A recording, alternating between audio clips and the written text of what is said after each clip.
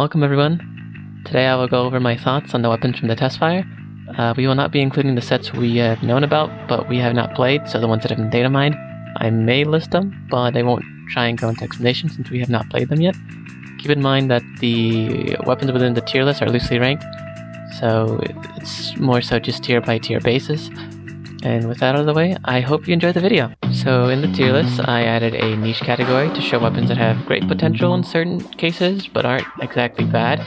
Truly bad weapons that get outclassed by other weapons will be going there. But in the testfire, there weren't really many to go off since there's only 26 weapons. First, we'll go over Junior. It's a good main weapon with lots of paint and short range, although it's very fast and maneuverable with a splat bomb to keep its distance away from longer range weapons. Its special big bubbler is not exactly amazing since it doesn't need to be spammed and it goes better with more punish heavy weapons. Although it is great to play around, it's a circular wall, so you can get outside of the bubble if anyone comes in for you, and they won't be able to shoot you until they get out. So overall, Junior has an okay kit, but it's not as amazing as it used to be, like in Splatoon 2, so in here I'd put it in the okay tier. Next is the Spotter Shot. The Spotter Shot is a standard well-rounded weapon that can paint, kill, and move around very quickly. Even though the sub is ink hungry and it has a hard time approaching midline or backline weapons, its special Trizuka helps it fight from longer ranges. This makes the weapon really consistent at what it does, so there will be less mistakes. I will put it in the good tier. Now let's look at the NZAP 85. The NZAP is absolutely great at what it does. It paints well, has good enough range to deal with most shooters, Suction Bomb helps for stalling, and an amazing special that makes the whole kit synergize with itself. There is no better kit with Tax Exploder that can do everything Zap could. You pair this with LDE, or Last Ditch Effort, and it practically needs nothing else since it is not kit dependent, meaning that it needs good gear to work well.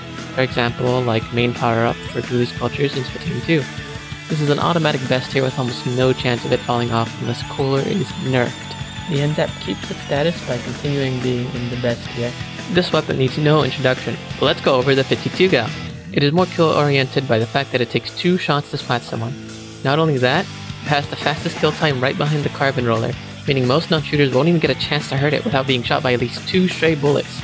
Even the average shooters like the Splatter Shot or NZAP get slightly outranged by it, so it remains a menace to almost all weapons that come into its splatting range.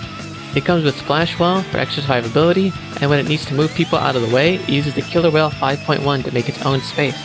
The only downside is its accuracy. However, this can be easily fixed with Intensify Action without ruining its entire gear set, which keeps it not gear dependent. The only reason I will not be putting it in best tier is because the Killer Whale 5.1 is not as reliable as it seems, making the gal be more inclined to work with her team as it cannot work alone. I will put the 52 gal in the great tier. Up next, the Aerospray. It has the best painting capabilities while also not being ink hungry to try and make up for its lack of killing power and terrible pressure output. Even with Fizzy, if it cannot go in with its main weapon, it will use the Reach Slider to try and find an opening. It will be very vulnerable right after though, so the special is not a great fit. However, Aerospray has a great place to play in Splat Zones matches, so it will go in the niche tier. The Splatter Shot Pro is next, or Pro for short. With its range, it can play far back so as to not get rushed by other shooters. It can also 2-shot kill if it lands its sub, the line marker. Even when it is in danger of getting rushed down, it has the crab tank to fall back on.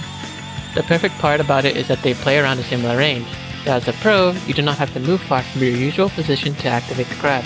This also allows it to challenge backlines with longer range than it. The main downside is its low paint and precise sub weapon. You have to be quite accurate with the weapon and learn how to manage your ink as it runs out fast. It finds itself in the good tier. Like a phoenix, they rise from the ashes, and this time, they are only slightly better than in the last game for now. The only special mechanic it has is that it can dodge roll twice, and in a game with no MPU and no dying to 99.9 max damage weapons when you barely touch any form of ink, it can actually be used more competitively. With less splatting power than your average Splatter Shot, it has to maneuver around well to shoot from off angles. This is where Squid Roll comes in, as it can be cancelled out of with a Dually Roll, meaning you can have some ink armor right before your roll or just mix up your movement in general. And when you are in a pinch, it has the crab to get out of a rough spot. The Suction Bombs help for poking, but it is too ink hungry for the main weapon as it takes extra ink to roll. The only upside is that it will not be walled out easily by splat walls or big bubblers within. Dualies will be in the okay tier, as Squid Roll into Dually Roll is still quite new, and we do not know how great it will be later on. Now for the better dualies, the Tetras. They have 4 rolls that slide around quickly and also allow you to shoot as you roll around. This makes it have great mobility and lets you survive for long amounts of time. You can also find an easy way in with its special, the Reef Slider. It allows Tetra to run in freely and then roll away or into enemy fire. Its only problem is that paired with its low turfing power, the damage output is low, and if you reach the 4th roll and are still cornered, you will have too much intellect to get away in time and be splatted. With its focus on killing power, it does its job extremely well and deserves to be in the great tier. For our first backline weapon, Charger is next. They boast high range with a splat bomb to keep people away. Its special, the Ink Vacuum, helps it hold areas it could not normally do alone, and to make it a great defender for zones or tower control games. This makes up for the lack of paint it has, since so long as it can get kills or even hold down areas, it does not need to do much else. For that, it will go in the good tier. From its high times in the first game, to its fall from grace to the second, it only continues to fall as we go over the E-Leader. It has the most range in the game, with Ink Mines as its sub to hold areas better, although not effectively. It can be quite stuck at times until it uses its special, the Wave Breaker. It allows it to scout for enemies and even make them jump out of their own ink if they do not run away from the Wave Breaker, meaning that the E-Leader can give itself clear shots and a defensive tool to open things up for itself and the team. It does have a long charge time though, and with how far it sits back, Wave Breaker won't always be placed in more advantageous spots, meaning E-Leader can be limited on offense, but great on defense. E-Leader will go in the niche tier. This weapon is dancing on its previous grave. The Roller is a great weapon for punishing people who get too close. It can also play well behind walls or on high ground, as Roller's damage does not decrease when using fall off. Its special, the Big Bubbler, helps it hold its position. If people try to run through it, the Roller can punish easily, as the Bubbler's area of control is not as large to begin with and allows the Roller to play in or out of its special, allowing for niche plays on certain modes. Roller is not bad, but in the niche tier for me. An even larger Roller, the Dynamo, is a slow weapon with a high risk, high reward style of play. Its kit makes up for its lack of consistency by giving it a Sprinkler and Tactical Lift. The Sprinkler can both paint around you and act as a small set of protection, same for the Cooler. It gives the Dynamo more options to play around, like dying early or running behind self-made cover.